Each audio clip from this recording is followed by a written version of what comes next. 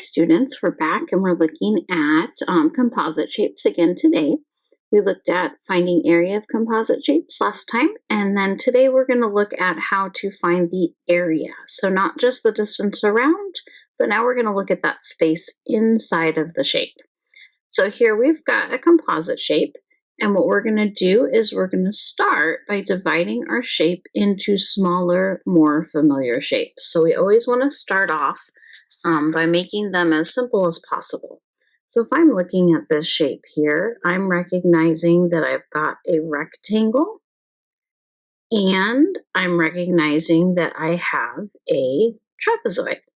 So what I want to do is I actually want to find the area of those two shapes separately, and then I'm going to add them together.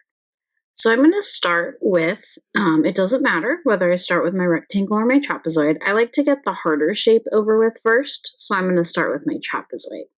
So area of a trapezoid, our formula, if you remember from our review, is 1/2 base 1 plus base 2 times height.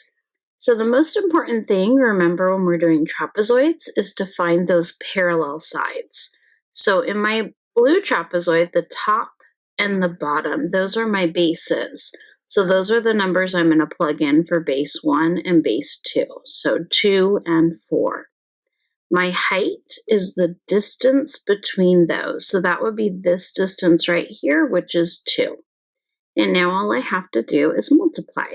So I have 1/2. Again, follow order of operations. So don't forget that inside the parentheses has to be added before we multiply. So 2 plus 4 is 6. 1/2 of 6 is 3. And 3 times 2 gives us that blue trapezoid has an area of 6 square meters. So now we're about halfway done with our shape. We now need to go ahead and find the area of our rectangle. So our rectangle's formula is area equals length times width. So remember to be really careful and look at the numbers that are only talking about the rectangle. So the length is 12 and the width is 6. So we would have 12 times 6, which is, 72 square meters. Now we're almost done. Our very last step is just to add the two areas together to get our total area. So our total area is 72 plus 6 for a total of 78 square meters. Okay, we're going to move on to our next shape now. This one is very similar to the one we just looked at. In this one, we're finding the area again. The first thing we want to do is we want to divide it into smaller, simpler shapes. Okay, so we're going to continue on with our second shape. Again, this one, what we're going to do is we're going to divide it into two smaller shapes. So we'll notice that we've got a rectangle on the bottom here. And this is where it gets a little bit tricky because on the top we have a semicircle. And so we want to find the area of those two shapes separately first, and then we'll add their areas together, just like we did on the last one.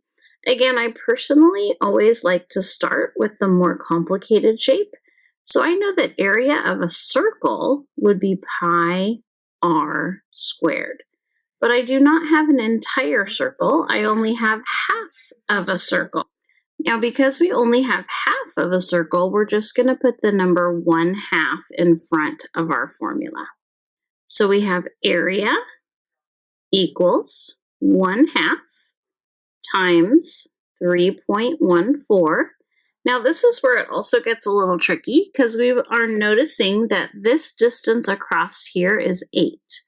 But remember that that is our diameter. Diameter is when the line goes all the way across the circle. We need the radius. So the radius is half the diameter. So we need to take that 8 and divide it by 2, which gives us 4 squared. Now, don't forget to follow order of operations. And when we're following order of operations, our exponent comes first. So the first thing that we need to do is 4 times 4 is 16 times 3.14 times 1/2.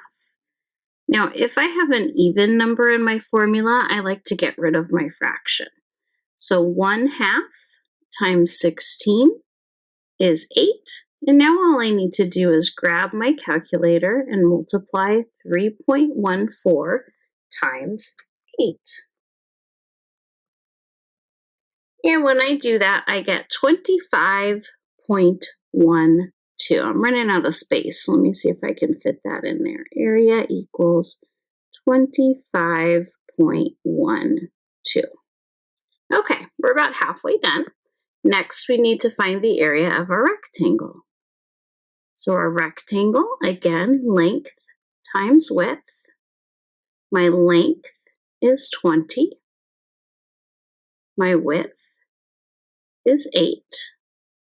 And so 20 times 8 is 160. And then the very last step is to add everything together. So we get our total area by adding 160 plus 25.12, and we end up with 185.12. This time we're in inches, square inches. So again, for composite shapes, just remember you're dividing them into smaller shapes and adding them together. Now, that works 95% of the time, but every once in a while you get a shape like this. This one's a little bit trickier. So you're going to notice that it would be really hard to divide these into two separate shapes. People try to do things like drawing a line here, but then we get this trapezoid, and the problem is we weren't given this distance. So we weren't able to find the area of the trapezoid. And then sometimes people look at this problem and they say, oh, that's okay, because what I can do is I can just draw this line over and make it into a triangle. And what they don't realize is that the triangle actually ends prior to the corner here. So then we also have this really weird shape over here to the side, so that doesn't work either. So this is the subtraction strategy. And this strategy is where we're going to actually create a larger shape around the composite figure. So we'd start by finding the area of the larger rectangle, which is area equals length times width. So 12 times 9. And 12 times 9 is 84. Then we're going to find the area of the triangle here. And imagine that you have this rectangular piece of paper and you're actually cutting the triangle out. So we're removing the triangle's area. So what we would do is find the area of the triangle. Area equals 1/2 base times height. So 1/2 times my base would be 6. And my height I have to figure out here. And I do that by doing 12 minus 5, which gives me 7. So I have 6 times 7. Half of 6 is 3.